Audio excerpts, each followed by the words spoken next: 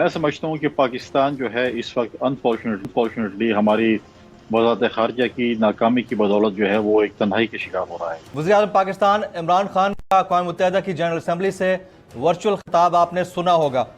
आपको क्या लगता है कि प्राइम मिनिस्टर ने वर्चुअल खिताब को तरजीह क्यों दी बल्कि बनफ़्स नफीस क्यों नहीं गए? मैं समझता हूँ कि पाकिस्तान जो है इस वक्त अनफॉर्चुनेटली हमारी वज़ारत ख़ारिजा की नाकामी की बदौलत जो है वो एक तन्हाई के शिकार हो रहा है।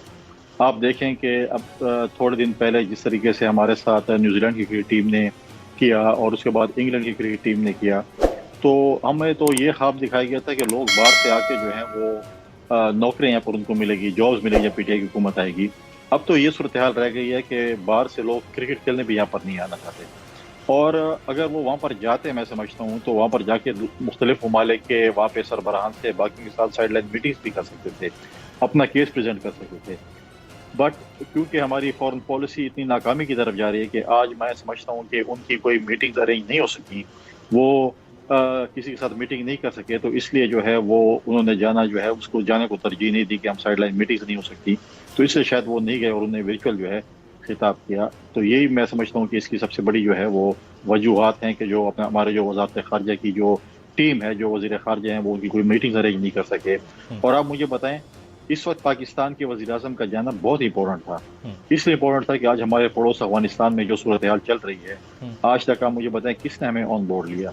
आज तक हम जो हैं वो अमेरिकन जो है वो प्रेसिडेंट के टेलीफोन कॉल के इंतज़ार में बैठे हुए हैं।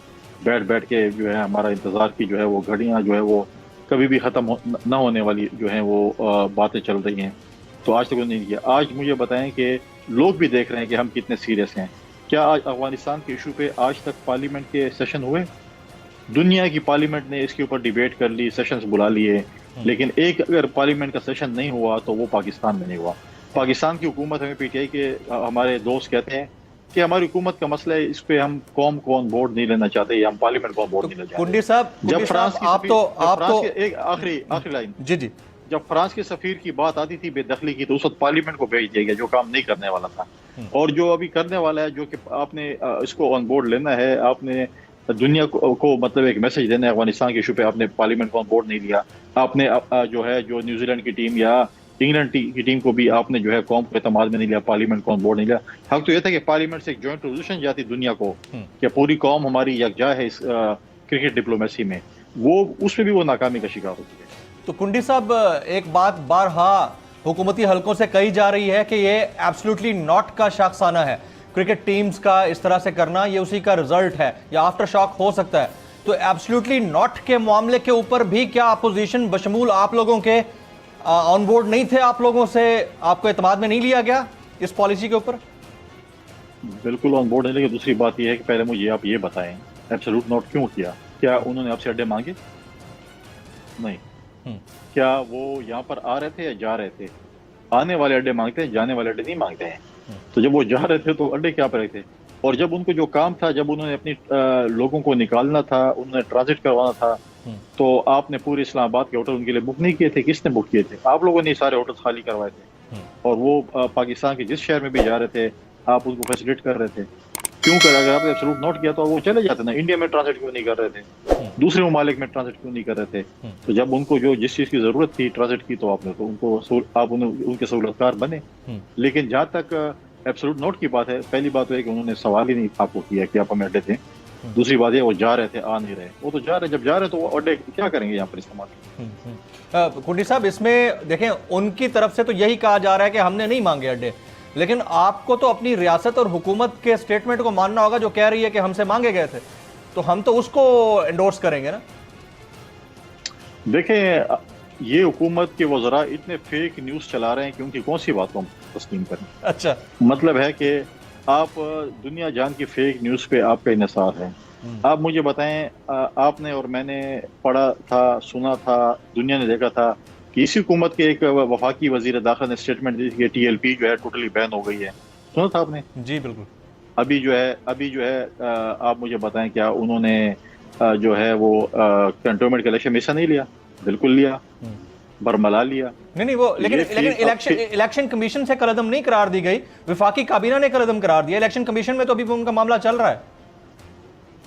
देखें वफाकी काबीना ने अगर किया है, हुकूमत ने एक फैसला किया है, वो फैसला क्या इलेक्शन कमीशन तक नहीं गया? इलेक्शन कमीशन क्यों उसमें देर कर रही है? दूसरी बात यह है, अब जो वज़ीर आज़म ये बोले कि अकानी एक कौम है अफगानिस्तान में और बहुत बड़ा लश्कर है और कौम है, CNN को इंटरव्यू दे, इंटरनेशनल लेवल पे इंटरव्यू दे, उसको ये पता ना हो कि अकानी जो है वो कबीला है या अकानी मदरसा है।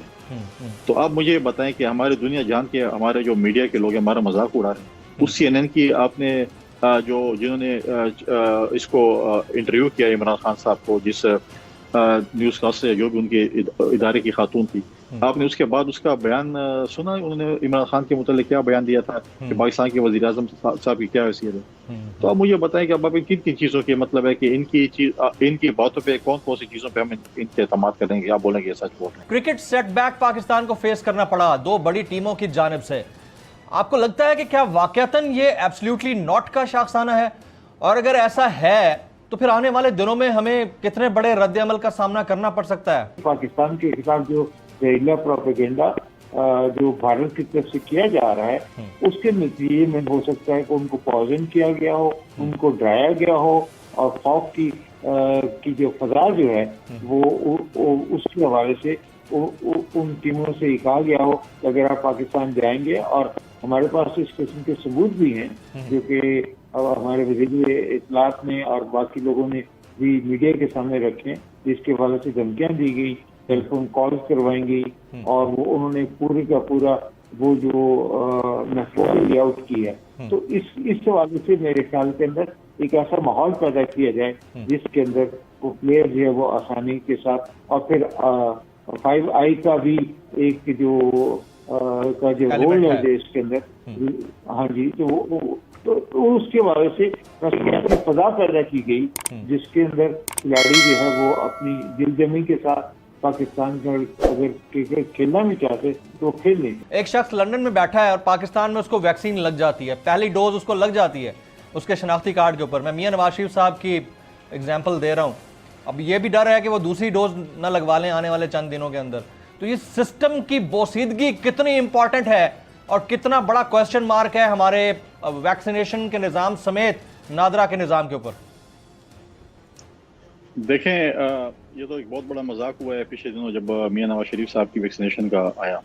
इससे चंद दिन पहले आपने देखा होगा कि यहाँ पर BBC के जो नुमाइंदा है इस्लामाबाद में, उन्होंने एक वीडियो बनाई थी। वो एक वैक्सीनेशन सेंटर गई, उन्होंने वहाँ पर रजिस्ट्रेशन की और उस रजिस्ट्रेशन के बाद उन्होंने वैक्सीन नहीं लगाई और वह ऐसे ही निकल आई।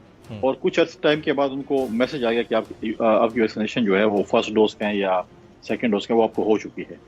तो यहाँ पर तो सिस्टम यहाँ पर ये चल रहा है। तो आप बाकी ये अच्छा है कि मियाँ साहब लंदन में हैं और उनकी जो है वैक्सीनेशन या हुई, कि ऐसा ना हो कि अभी आप देखेंगे अगर आप ज़्यादा तफ्तीश करें या इन्वेस्टिगेशन करें तो शायद मुर्दों को भी शायद लग गई हो इस मुल्क में। ये तो यहाँ पर तो ये